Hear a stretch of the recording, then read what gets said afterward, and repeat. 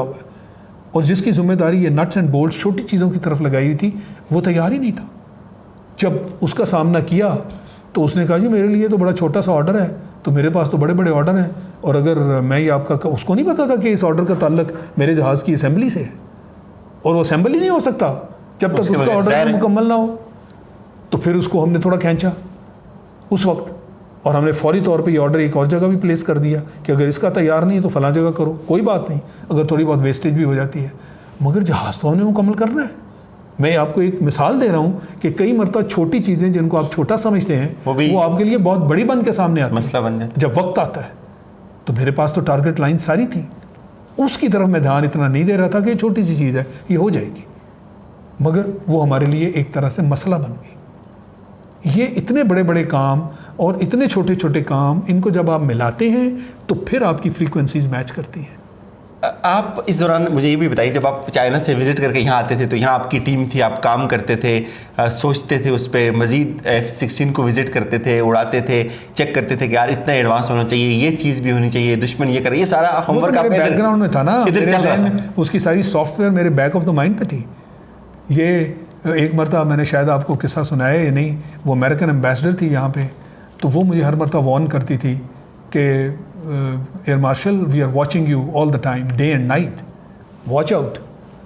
उसको शक था, इंटेलिजेंस भी बताती होगी कि हम भी ऐसी चीज़ें तो नहीं पास कर रहे चीन को F-16 की जिनकी इजाज़त नहीं है।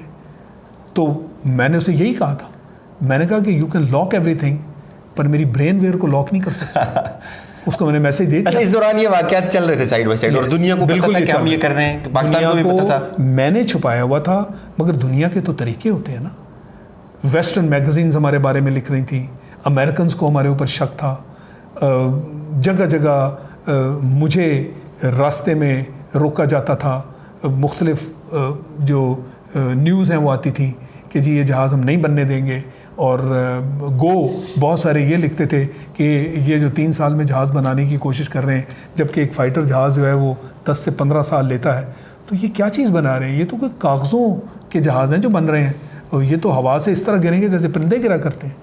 ये उनकी ख्वाहिशें थी, तो इन ख्वाहिशों का भी मुकाबला करना था कि कहीं कोई ऐसी चीज़ ना हो जाए जिसके तहत हमारा मोरल डाउन हो जाए, ख़त्म हो जाए। तो ये सारी बातें मद्देनज़र रखते हुए हमें आगे बढ़ना होता था, और अल्हम्दुलिल्लाह चूँकि एक रिज़ॉल्व था, एक जो नीयत थी कि ये करना है, कम व्हाट में ये काम करना है, तो मैं तो उनके साथ एक वर्कर बन के वहाँ पे इस प्रोजेक्ट के अंदर काम करने लग गया कि जितना मैं इनके करीब हूँगा उतना ये मुझे अपना समझते हुए, और उनमें ये चीज़ है, ये फ्रेंडशिप वाली चीज़, वो एक एशियन मेंटालिटी वाले लोग हैं, उनके अंदर ये चीज़ें हैं कि जब आपके साथ दोस्ती, आप देख लेना चीन पाकिस्तान के बारे में जो बात करता है, किसी और मुल्क के बारे में कभी ऐसी बात करते हैं?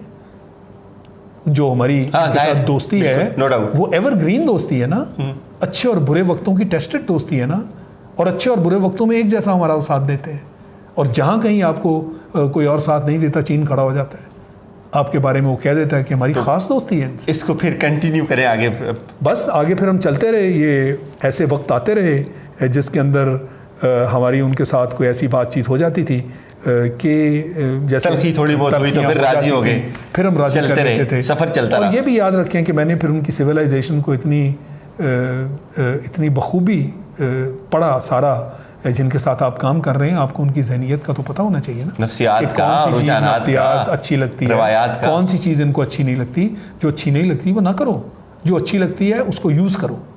तो उनकी जो सिविलाइजेशन है उसके अंदर एक दो चीज़ें जो हैं जिनका ख्याल रखना पड़ता है, और यही मैं कहता हूँ कि जो आप CPAC आज कर रहे हो, इसमें आपने को ऐसे बंदे बिठाए हैं जो कि उनकी नफ्सियात को समझे। ये खुसरो बख्तियार एक पॉलिटिकल मामला, और उसको आप दे दें ये डिज़ाइन एंड डेवलपमेंट वाला सिलसिला, क्या उसने कभी कोई उसके बैकग्राउंड में कोई ऐसी इनके साथ पार्टनरशिप या ऐसा समझ बूझ वहाँ है? तो ये चीज़ें देखने वाली हैं। तो उनके यहाँ एक दो चीज़ें जो हैं उनका बड़ा ख्याल रखना पड़ता है।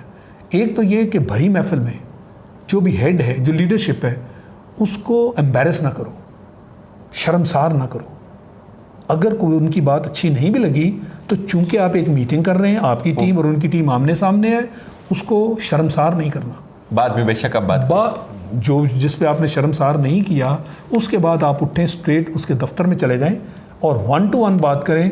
जो आप बात कह रहे हैं उससे शायद 5 गुना और चीज़ें भी आपकी वो मान लेगा। ज़बरदस्त। मगर दफ्तर में वो हर चीज़ मान लेगा। हाँ, कोई ऐसी चीज़ ना हो जो बिल्कुल ही होने के करने के काबिल ना हो, मगर जिस चीज़ की वजह से आप उसके साथ उसको शर्मसार करने महफिल में जा रहे थे, वो काम आप ना करें और उसको फिर एहसास दिलाएं कि योर हाइनेस, आपने ये बात की थी, मैं उस वक्त आपको चेक करना चाहता था मगर मैंने नहीं किया। ये हम दोनों की आपस में बात है, मैं आपके पास आ गया हूँ। वो बहुत बड़ा आप उसको ख़ुद को महसूस करेगा। तो एक तो ये चीज़ है। दूसरा ये कि आपकी जितनी भी इख्तलाफी डिस्कशन हो, उसके अंदर जो भी आपका लहजा हो या जो भी हो, उसकी इजाज़त है, आप करें बात। मगर उसके बाद आप इस चीज़ को जब मीटिंग ख़त्म होने से पहले वॉश आउट करें, वॉश ऑफ करें, shaking hands and living like friends. दुनिया के सामने, सबके सामने एक दूसरे को हक करके उस मीटिंग को ख़त्म करें। जो भी बातचीत हुई है वो सारी की सारी वहीं दफन हो जाएगी। ये आप चीज़ें ये है सिविलाइजेशन, ठीक, ये है उनका तरीका कार। मज़हब हमारा मज़हब ये मैंने इस्तेमाल, और हमारे मज़हब के करीब है, बिल्कुल ठीक है ना। एक तो ये कि किसी को शर्मसार ना करो, बिल्कुल। दूसरा ये कि अगर आपस में आपकी बातचीत कोई तलखी वाली भी हुई है तो आपस में रुखसत होने से पहले एक भाई के तौर पे मिलो और उसको दफन करके जाओ, बिल्कुल, ताकि नया एक स्टार्ट उसके बाद ले सके। ये इस तरह की चीज़ें मैंने आपको मेंशन की कि इन चीज़ों का जानना ज़रूरी है। जब आपके ज़ुम्मे इतना बड़ा काम हो तो फिर आपने ये चीज़ें करना होती हैं, ठीक। तो उन चीज़ों का साथ साथ में देख रहा था, नतीजे मिल रहे थे, उससे मैं और इनकरेज होता था कि जो अडॉप्ट कर रहे हैं हम पॉलिसी, ठीक, इसके नताइज अच्छे आ रहे हैं। और उन अच्छे नताइज की वजह से ये जो वक्त था, ये हम मिलकर इसको मुकम्मल करने के लिए अनथक मेहनत कर रहे थे। और आप यूँ समझ लें कि उन्होंने भी इसको अपना मोटो बना लिया था, उन्होंने भी इसको अपना एक मिशन बना लिया था। ज़रा उनकी इन्वेस्टमेंट इतनी हो चुकी हुई थी, वो पीछे इन्वेस्टमेंट भी हुई थी और उनकी वो मेरी बातों पे यकीन करने लग गए थे। मैं भी उनकी बातों पर अब यकीन करता था, उनके साथ बड़ा काम कर रहा था कि इंशाल्लाह ये काम होगा। वो एक छठी हिस्स बता रही थी। अभी आप सुपर 7 पे हैं? अभी भी हम सुपर 7, ठीक। ये आगे 2001 की बात होगी अब मेरे ख्याल। ये 2001 की बात है और अब आप समझ लें कि 2002 में भी हम चले गए। अब हम जहाज़ बनाने के करीब आ रहे हैं। फाइनल मॉडल जब बन जाएगा तो फिर यही है, उसके बनाने के करीब आ रहे हैं। जब बार बार ये रेफरेंस जो था जिसका मैं जिक्र कर रहा हूँ कि जी F7 में तो ऐसे है, हम आपको ये बढ़ा के दे रहे हैं। मसलन इस जहाज़ को फ्लाई बाय वायर करना तो जो कि F16 में है, ये फ्लाई बाय वायर नहीं था। ये क्या होता है sir fly by wire? Fly by wire mean, जैसे मैं आपको कहता हूँ, ये एक बहुत बड़ा टेक्नोलॉजिकल जंप था। आम जो उसके कंट्रोल्स हैं उसके अंदर वो केबल्स और मैकेनिकल कंट्रोल्स होते हैं। ये फ्लाई बाय वायर ये है कि टोटल इलेक्ट्रॉनिक्स के ऊपर ये जहाज़ उड़ता है। इसके अंदर वो फ्लाई बाय वायर, वो जो मतलब इलेक्ट्रॉनिक ये डिजिट्स, ग्लास कॉकपिट अगला कॉन्सेप्ट। ग्लास कॉकपिट मीन्स सारी की सारी चीज़ें डिजिटल, सिर्फ ग्लास कॉकपिट। उसके अंदर वो गेजेस, जैसे सुई की घड़ियाँ घूमती हैं तो गेजेस की घड़ी, वो जो नीडल्स होती हैं वो घूमती हैं, ये गेजेस वाले जहाज़ थे। ये फर्स्ट टाइम था कि आपने ग्लास कॉकपिट इंट्रोड्यूस किया। ये फर्स्ट टाइम था आपने फ्लाई बाय वायर इंट्रोड्यूस किया, F16 ने इंट्रोड्यूस किया। तो जब ये सारी चीज़ें आ गई, अब मेरा रेफरेंस तो ये था।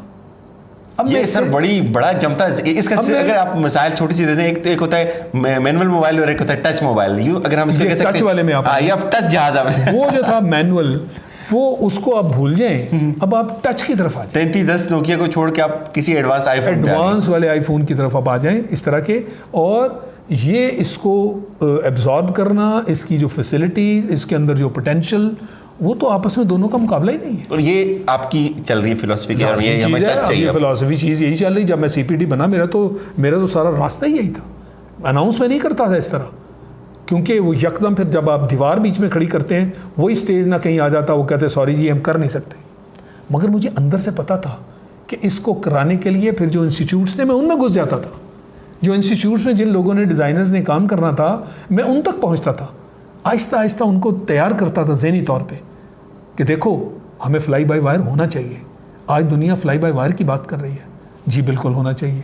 फिर मैं F-16 की बेस पे उसके फ़वाइद बताता था, फिर मैं ग्लास कॉकपिट की तरफ आता था कि ये सारे का सारा डिस्प्ले होना चाहिए, सारे गेजेस डिस्प्ले की फॉर्म में होने चाहिए। ये दुनिया जो है वो डिस्प्लेस की बातें कर रही है, हमें इस तरफ होना चाहिए। फिर एक चीज़